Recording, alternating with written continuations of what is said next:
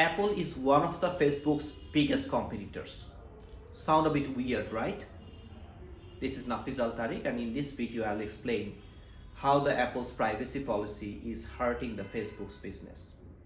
So almost a year ago, on January end 2021, the Mark Zuckerberg in Facebook's fourth quarter earnings call told that Facebook is increasingly sees Apple as one of its biggest competitors.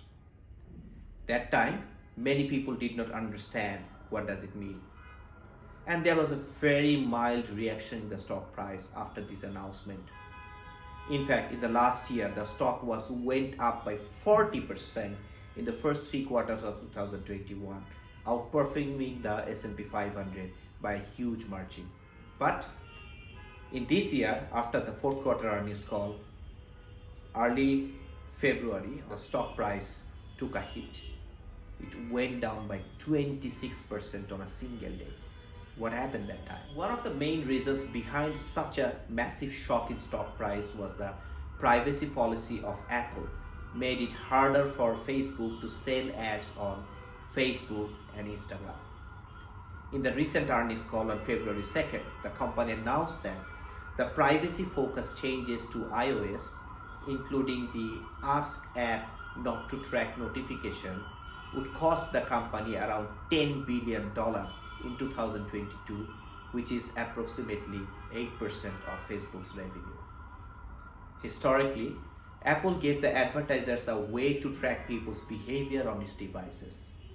But last year, citing privacy concerns, Apple turned off the identifier for advertisers service by default and forced apps to ask whether the people want to be tracked.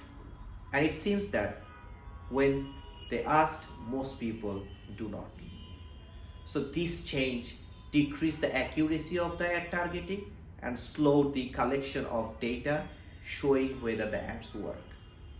On the other hand, Apple's own ad business has grown significantly since it introduced the app tracking pop-up. Not only that, the coming days will be even more difficult for the Meta, the company that owns Facebook and Instagram, because the Google will soon offer most users of Android the ability to opt out of tracking. It also plans to ban third-party cookies, another tracking mechanism from its Chrome web browser. So Apple is not the only problem for the Meta. The Meta is losing business from TikTok as well. The young people are moving more onto TikTok than Facebook and Instagram.